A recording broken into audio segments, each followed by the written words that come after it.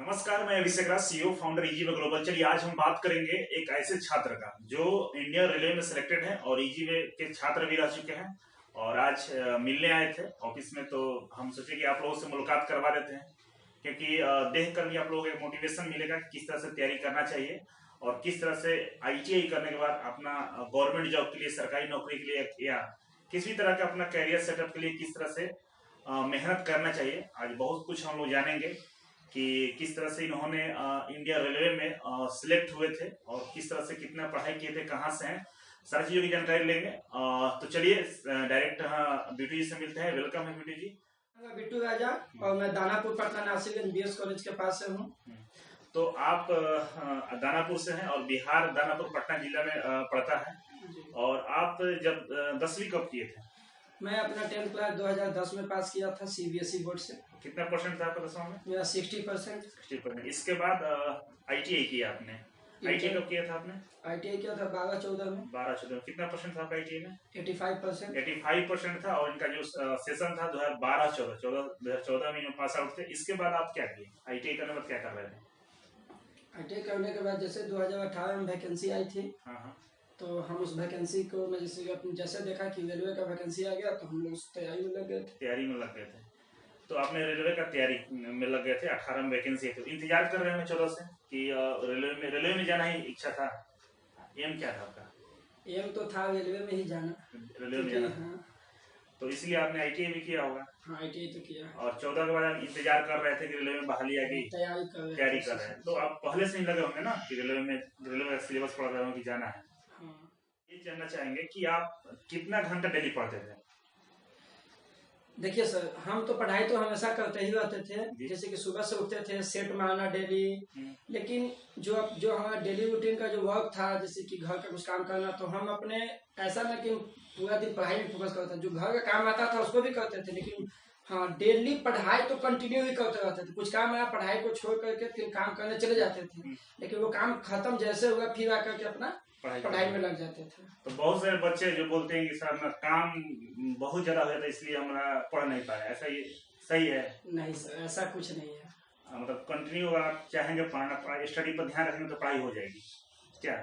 अगर sir continue अगर 6 घंटा 7 घंटा बैठेंगे तो थोड़ा सा माइंड डिस्टर्ब होगा, जिसके कारण मुझे नहीं लगता है कि वो जो पढ़े उसको कैप्चर कर पाएगा। जैसे कि अगर पढ़ रहे हैं, पढ़ते पढ़ते कुछ काम आ गया, ठीक है, 1-2 घंटा से पढ़ाई कर रहे हैं, कुछ काम आ गया तो हाँ ठीक है, 10 मिनट आधे घंटे के लिए वो काम भी कर लिया, रिफ्रेश भी होगा। हाँ, रिफ्रेश हो जाएंगे। तो बहुत सारे बच्चे जैसे मेरे यहाँ हॉस्टल में रहते हैं, लोग बोलते हैं सर ये काम पड़ गया, ये काम कर दिए, इसकी वजह हमको ये नहीं स्टडी कर पाए। तो गलत है, ठीक ना? आप कंटिन्यूअस पढ़ रहे हैं, थोड़ा बहुत घर वाले काम आपको देते हैं, थोड़ा बहुत काम करना पड़ जाता है, तो ऐसे नहीं है कि उससे कोई आपको डिस्टर्बेंस नहीं होता है। आप ये बताइए कि अगर कोई स्टूडेंट जो तैयारी करना चाहता है, आईटीआई कर रहा है, तैयारी करना चाहता है, तो उसके लिए आप क्या क्या गाइडलाइन देंगे? किस तरह से उसको आईटीआई करने के बाद फोकस करना चाहिए? हम तो सर यही कहना चाहेंगे कि आईटीआई अगर किसी बच्चे का कंप्लीट हो गया है तो सबसे पहले आजकल जो आईटीआई ट्रेड से क्वेश्चन पूछता है तो वो तो उनको पढ़ना ही है, क्योंकि वो तो मस्ट है आईटीआई मतलब पास करना। क्योंकि अब हर एक फील्ड में आईटीआई का मस्ट हो चुका है। हर एक फील्ड में, चाहे वो कहीं भी हो, आईटीआई से रिलेटेड सब कुछ है। रेलवे से लेकर के इलेक्ट्रिकल डिपार्टमेंट, पावर प्लांट, सब जगह, दिल्ली मेट्रो, हर एक जगह आईटीआई का डिमांड हो चुका है। क्योंकि बच्चे जितना आईआईटी करके नहीं जा रहे हैं उतना आईटीआई कर करके अपने लक्ष्य को पा ले रहे हैं। बिल्कुल हमने ऐसा देखा है। जी, आईटीआई में सीट भी बहुत ज्यादा होता है। अब वैकेंसी आती है तो देखिएगा कि आईआईटी या बीटेक डिप्लोमा के लिए सीटों की संख्या कम होती है और जो आईटीआई किया था उनके लिए बहुत ज्यादा मात्रा में सीटें आती हैं। ये बात तो सही है। और इसके बाद हम जानना चाहेंगे कि आप रेलवे में ज्वाइन किए हैं, कौन सा जोन है आपका? Mumbai zone, central railway. तो वहाँ पे इलेक्ट्रीशियन ट्रेड है आपका, इलेक्ट्रीशियन ट्रेड से ज्वाइन किए, तो किस तरह का काम करना पड़ता है? हम अभी मेरा जो डिपार्टमेंट है टीएलएसी है, ट्रेन लाइट एसी। मेरे को जैसे करने मतलब एसी का मेंटेनेंस करना रहता है और जो हमने आईटीआई में पढ़ा है वो सारे काम अब मुझे वहाँ पे एसी में करना पड़ता है। तो अभी ज्वाइनिंग आपका 1 साल हुआ है, तभी आपको ट्रेनिंग पीरियड में रखा होगा। हाँ। तो किस तरह का training? On duty, on job training है या ऐसे ट्रेनिंग करवा के छोड़ देता है? Job training. तो लगता है डायरेक्ट आप जॉब पे आपको जाना है और वहाँ पे जो भी चीजें आपको सिखाया जाता है, सीनियर रहते हैं हम लोग वहाँ पे? हाँ, सीनियर रहते हैं। अच्छा। सीनियर रहते, तो वहाँ पे आप जाते हैं तो जो शिफ्ट होता है कितने घंटे का काम करना पड़ता है? 8 घंटे का शिफ्ट होता है। 8 घंटा का शिफ्ट होता है, तो काम मतलब कितना काम होता है? अगर आप देखा जाए 8 घंटा तो काम नहीं करना, बैठे रहते होंगे बहुत, मतलब 1-2 घंटे काम रहता होगा मेरे हिसाब से। कितना काम रहता है? वो फॉल्ट के हिसाब से है, अगर फॉल्ट काम के- ज्यादा निकला तो आपको मतलब करने पड़ेंगे। अब ऐसे ही अब तो मतलब सारे तो मतलब इलेक्ट्रिकल काम हो गए हैं, तो अब तो वैसा तो नहीं है कि लेबर के जैसा मतलब 8 घंटा लगे रहेंगे। काम तो ऐसा है कि जैसे कि गए मान ली कहीं पे एसी खराब हो गया, कोई ट्रांसफार्मर काम नहीं कर रहा है, इन्वर्टर काम नहीं कर रहा है, वो कंप्लेन आपने देख रहा, कंप्लेन देखने के बाद आप उसको अगर सोल्व कर दिए तो आपका काम हो गया। काम हो गया। ऐसे इन जनरल मान लीजिए कि एसी ठीक है, सब चीज सही चल रहा है, तो उस समय कोई आपका जो वर्क है वहाँ पर जाकर केवल देखना होता है, इसके बाद हाँ डेली रूटीन में वो चेक करना पड़ता है, वोल्टेज वगैरह सब सही है, मेरा गाड़ी चल के आ गया तो एसी उसी प्लांट चल रहा है कि नहीं, फिर से जा मतलब नेक्स्ट टाइम में गाड़ी जाने के लिए ओके है कि नहीं।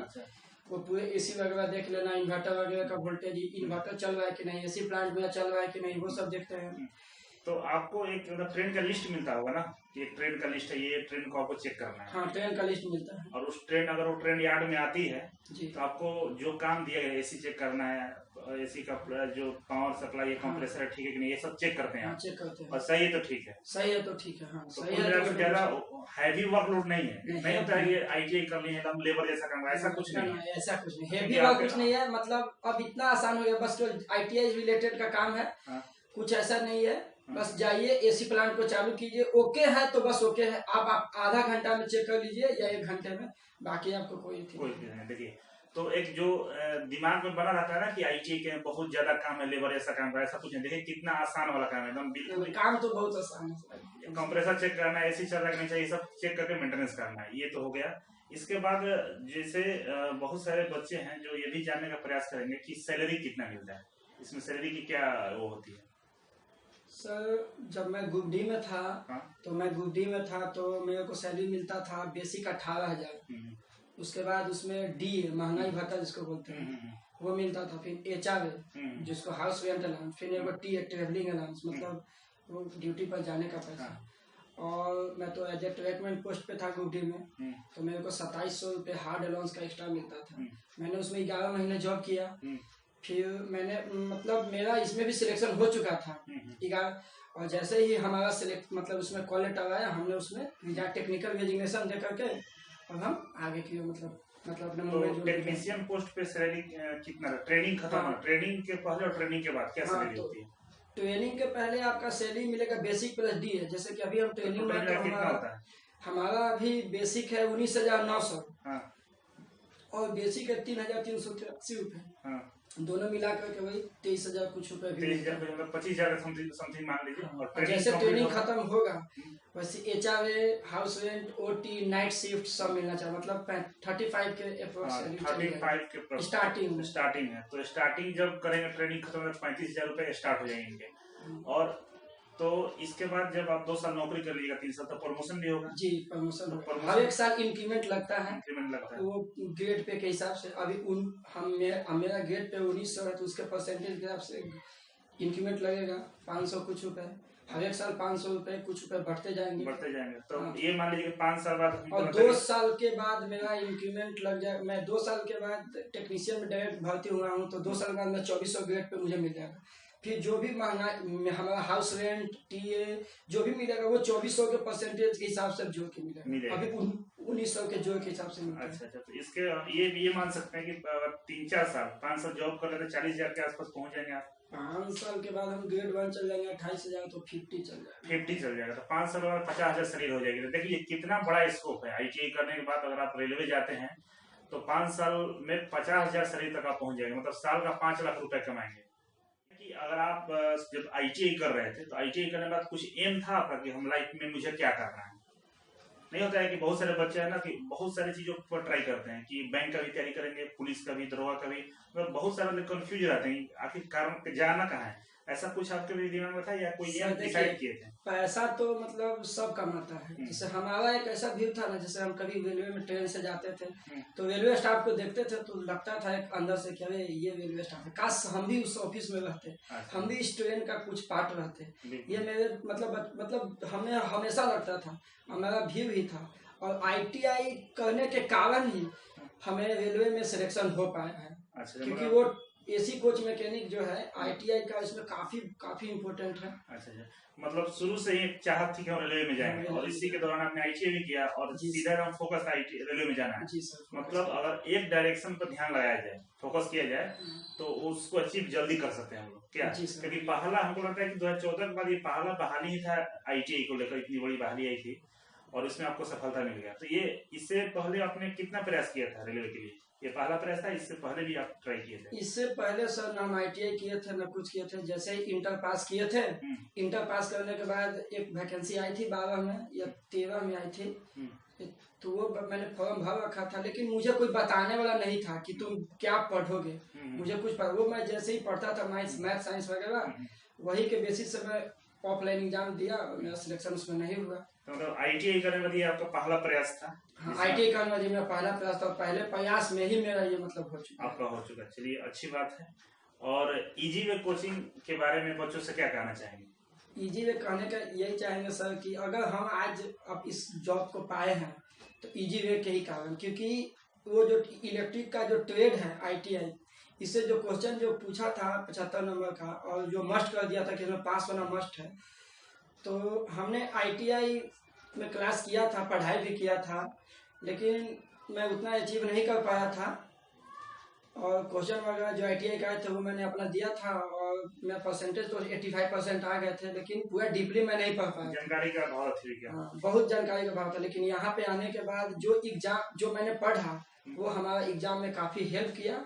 और दूसरा चीज है कि आप लोगों को समय बहुत कम मिला था, याद है आपको? हाँ, समय सर पहले 20 दिन मिला 20 दिन मिला था, फिर उसके बाद बढ़ करके 1 महीना 5 दिन हुआ था। हाँ, 1 महीना 5 दिन। उसमें भी दिवाली वगैरह भी आ गया था, दिवाली को ही भी मेरा क्लास चला था। तो हम लोग दिवाली को क्लास किए थे, इसके अलावा जितना संडे वनडे कभी छुट्टी नहीं हुआ था, कभी छुट्टी नहीं। और जैसे कि नहीं होता, भय हो गया था। 2 साल का कोर्स हम लोगों ने 1 महीने में कवर किया था, और इतनी स्पीड से हम लोग पढ़े थे कि इसमें और भी बहुत सारे बच्चों का, सारे टीचर जो थे इसमें मतलब ईजीवे का सारे टीचर मतलब सब एक मतलब वो लोग भी इतना फोकस कर रहे थे स्टूडेंट पे ना कि हाँ, वो लोग को भी मतलब टारगेट देकर के चले थे कि इस बार मतलब बच्चे लोग को हेल्प करना है। बिल्कुल, मुझे याद है ना, आप लोग 18 की बात है, सुबह 8 बजे से हम लोग 2 बजे तक लगातार 8 बजे से 2 बजे तक। हाँ, याद है ना? जी सर, 8 बजे से 2 बजे। बीच में ये लोग ना बोलते थे कि सर खाने के 10 मिनट छोड़ दीजिए। बहुत सारे बच्चे थे कि सर भूख लगा, पेट दर्द कर रहा है, तो समोसा ये लोग खाते थे। मतलब हम लोग का था डेली का रूटीन में 8 बजे आना है और 2 बजे 3 बजे जाना है। शाम को भी ड्राइंग के लिए जाते थे। हाँ, ड्राइंग का रात को भी 7 बजे रात को आते थे। शाम को 8 बजे, मतलब तो कहा जाए तो बहुत ज्यादा क्लास हम लोग के मेहनत किए थे। उसका परिणाम है कि रिजल्ट हमारे सामने है और बहुत खुशी मिलती है आप लोगों को देखकर।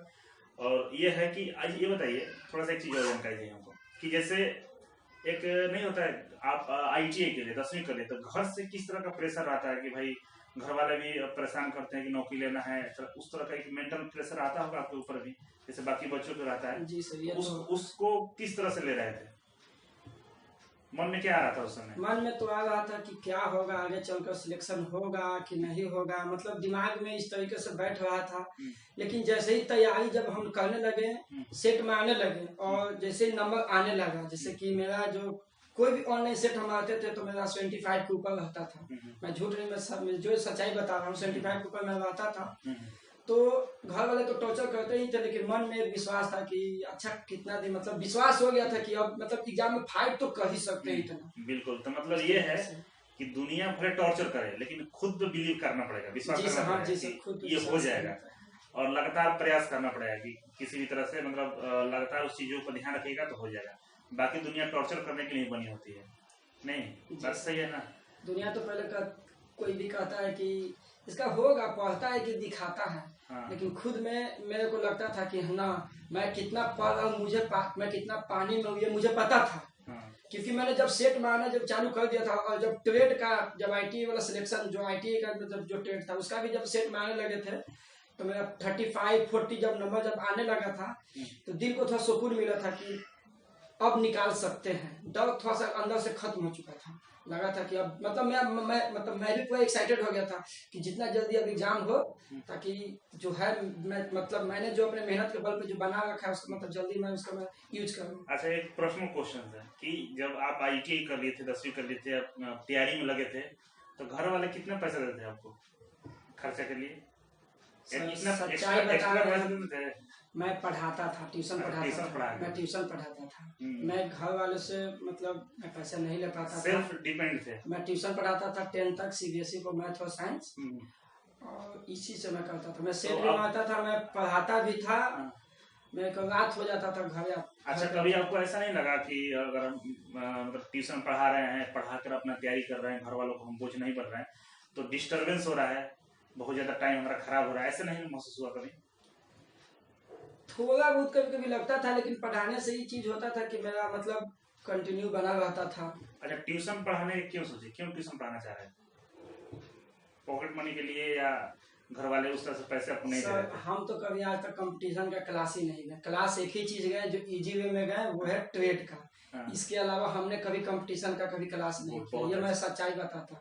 हाँ, एक सर थे पवन सर, उनसे 1 महीने में अंकल ने भेजा था मैथ के लिए, तो उनके पास 1 महीने गए थे, उसमें भी छुट्टी उट्टी था, लेकिन मुझे ऐसा लगा कि अब फिर डिटेल पढ़ेंगे उतना डिस्टर्ब हो जाएंगे, इसलिए मैंने उस कोचिंग को छोड़ दिया था। अच्छा, बहुत सारे बच्चे आते हैं मेरे यहाँ, क्योंकि इजी वे में अधिकतर जो बच्चे आईटीआई करते हैं तो वो लोग थोड़ा सा बैकग्राउंड कमजोर होता है, तो वो लोग ना बोलते हैं सर मेरे पास पैसे की कमी है, मुझे ना ये नहीं कर पाएंगे, तो हम बोलते हैं कि पार्ट टाइम जॉब कर लो, कोचिंग पढ़ा लो, होम ट्यूशन करा लो, तो वो लोग ना ये थोड़ा सा बोलते हैं सर टाइम नहीं मिलेगा पढ़ने के लिए। ऐसा है क्या? क्योंकि आप तो खुद ट्यूशन होम ट्यूशन पढ़ाए हैं, इसके बाद आपने तैयारी की है। कंटिन्यू होम ट्यूशन पढ़ाए, टाइम तो ठीक है, टाइम नहीं मिलेगा, लेकिन इतना है कि जो आप पढ़ाएंगे 8, 9, 10 को, वही आपको पूछेगा, उसमें पूछेगा, तो मतलब अपना एक लेवल बढ़ जाता है, नहीं कॉन्फिडेंस बढ़ जाता है, लेवल बढ़ जाता है। तो चलिए, बहुत अच्छा लगा। और नेक्स्ट है कि आईटीआई के बच्चों के लिए आप क्या कहना चाहेंगे, 2 शब्दों में बताइए।